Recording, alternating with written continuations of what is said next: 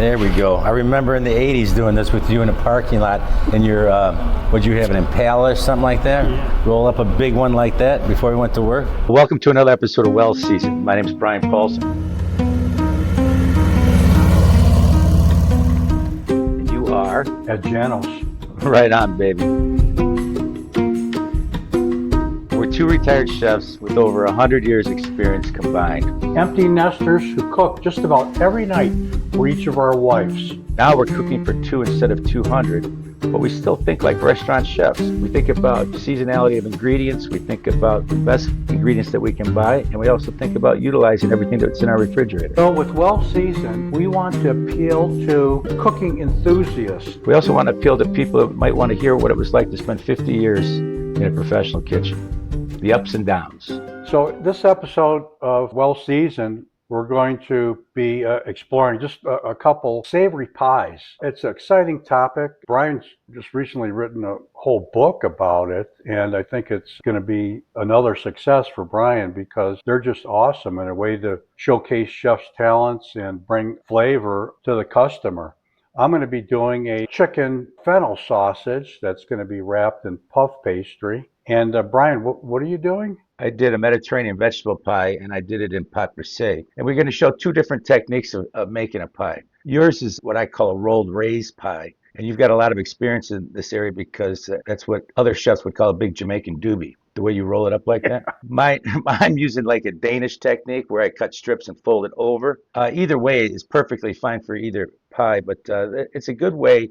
What I really like about pies is it extends your protein, shows a different skill set, and utilizes most of the time leftovers or scraps.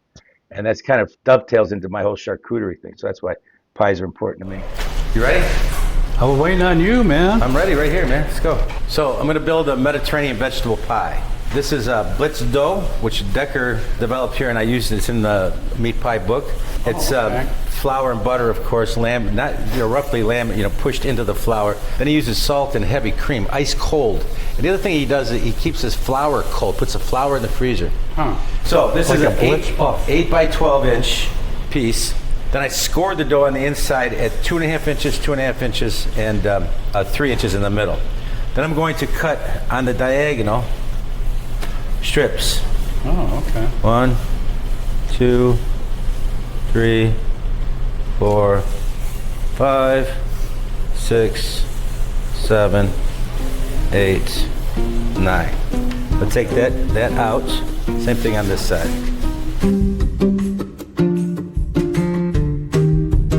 Now we build it. So I like Mediterranean eggplants. These have been seasoned, heavily marinated, and grilled.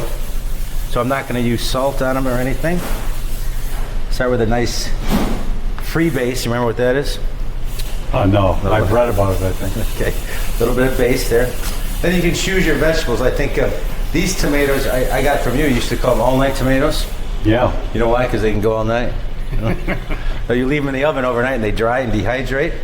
So I maybe do a layer of tomatoes so they dehydrate a little bit and they get less and water. Concentrate the flavor. Yeah, less water in them. I also pat them dry.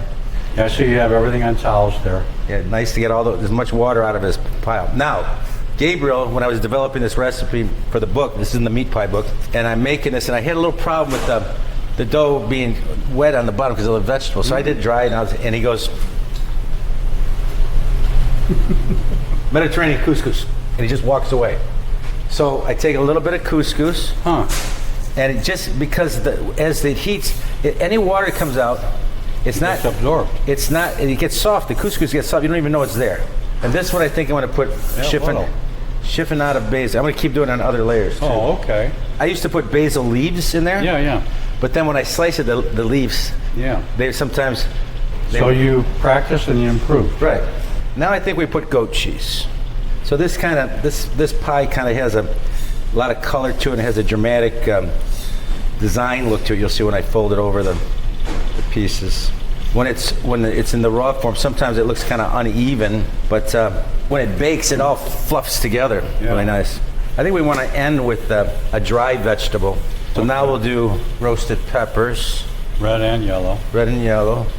peppers are really wet. Those tomatoes weren't so wet, so you notice I put a little bit more on Yeah, I there. noticed that.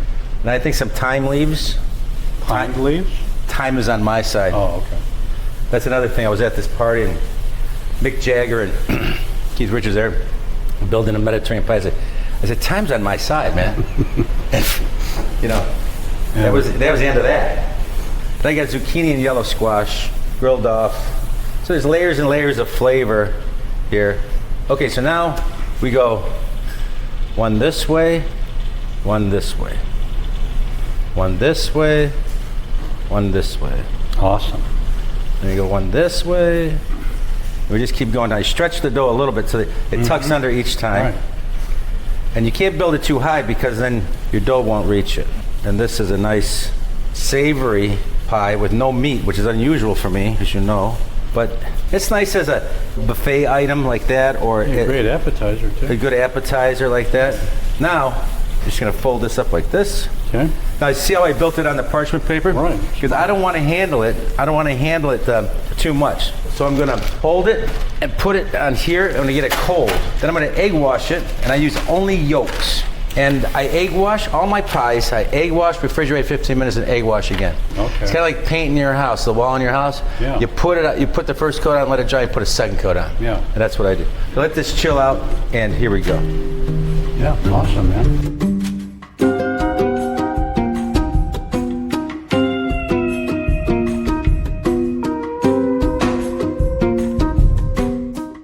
So whenever I roll anything in saran wrap, it could be, galantine, I always use double saran Why do wrap. double in the start? Why don't you do a roll one and then re-roll it?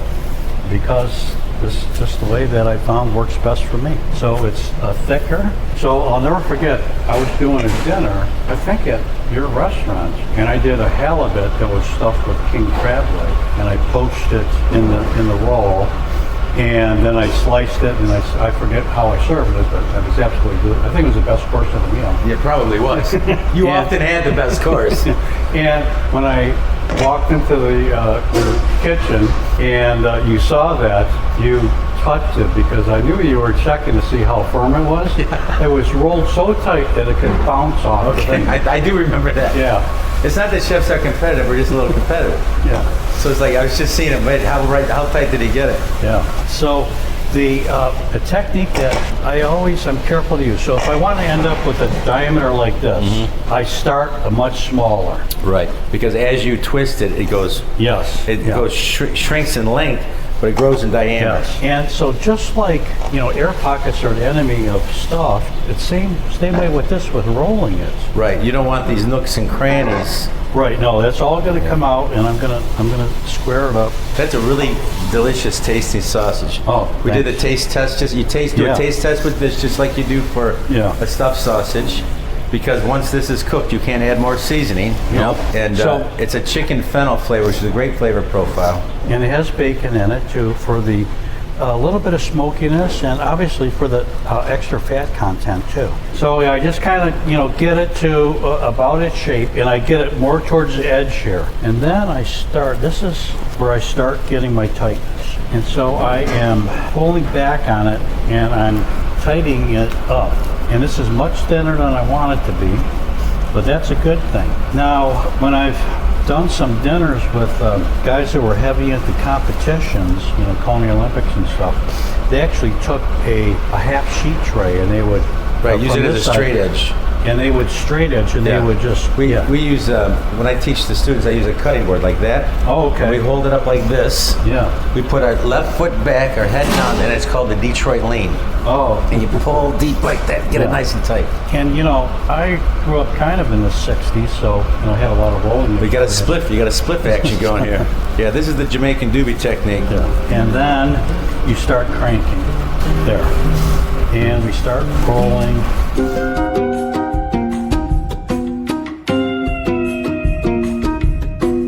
There we go. I remember in the 80s doing this with you in a parking lot. And your, what'd you have, an Impala or something like that? Yeah. Roll up a big one like that before we went to work? Why is rolling it up like a big Jamaican doobie, other than it's funny as hell? Why having it so tight is important? You want to get the air, here's the air enemy. gaps in there, yes. Just like, stuffing. But we're shaping it so that when it goes into the pastry, then the pastry is going to go over and it's going to maintain that round Okay, so shape. we call that in the professional composition. So you have a perfectly round looking disc when you slice it and fan it out on a plate for your guests. Yeah. And it shows craftsmanship. Yeah. It's got nothing to do with flavor because you got rid of the air, but that very professional looking, like a machine stamped it out. Very clean. If I would have just put it, and I could just like set it in the pastry, but you would never get it this round and perfect. Absolutely and tight. not. Right. Yeah. I agree. Damn. Now I got to say, how do we do it? I cut the ends. I roll it off, nice and firm. Nice and firm. Very Yes. nice. Now, You ever egg wash your meat so the dough sticks to it or anything like that? no, I don't, but I am going to egg wash the outside of this. And this one, because it's puff pastry, it has to cook a little longer. So I just have egg with a touch of water just to thin it out. And egg wash all around. And then I have a larger piece, goes over the top. You have to cut it larger because you have to fold it over. And then I press it. And do we have a fork? And I'm just gonna start to press it a little bit. I'm gonna put decorations on the top. So I'm gonna be pressing it again.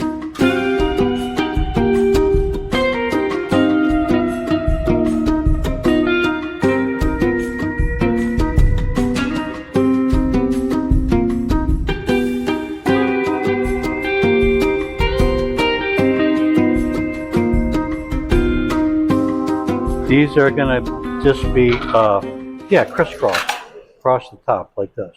Yeah, the meat pies are ornate, and I mean, besides tasting good, they're ornate. And you can do a crisscross. I could go, now this way, but I like to just go one. I got a pie in my book that looks exactly like that. Do you really? Yeah.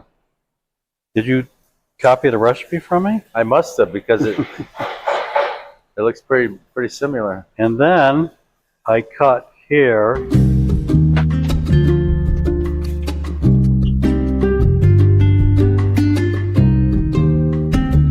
And then I fold this over.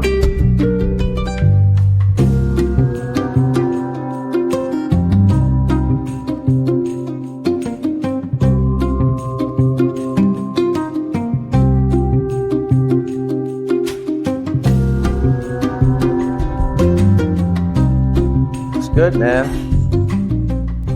You're not a bad pie maker, too, man. Jack of all trades, master of a few. I haven't made as many meat pies as you, Brian, for the book, but So do you just do that light egg wash? Do you do a second egg wash now? yes. And I'll let it dry. Yeah, exactly. Then I'll put another egg wash on. That's what I do, too. And then this kind of, it obviously flans it down so that it's not so thick. Yeah, you'll get better even cooking. Right. So, but it seals up real nice and tight. Yes. And how are you going to put vent holes in it? I'm going to cut one in there. With what, like a pair of scissors, like an apple pie, or are you going to cut a hole? I'm going to cut a hole. You have to have a vent for the steam, or it can get soggy, or it can blow out your dough.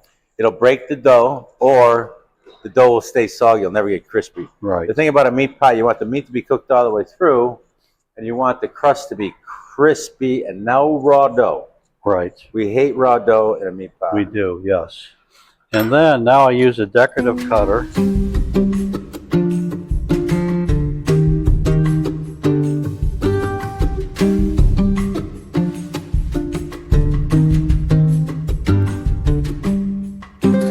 And How many are you going to do? 2? I'm going to do 2, yeah.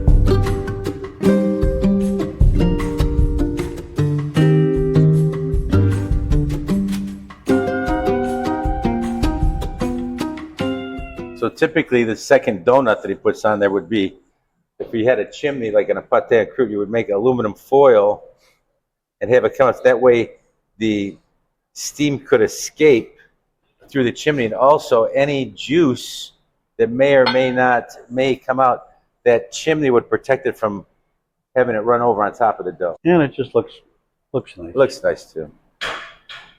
Okay, we're going to let this sit, and then we'll egg wash it again before it goes in the oven. Make sure it's nice and chilled before we do it.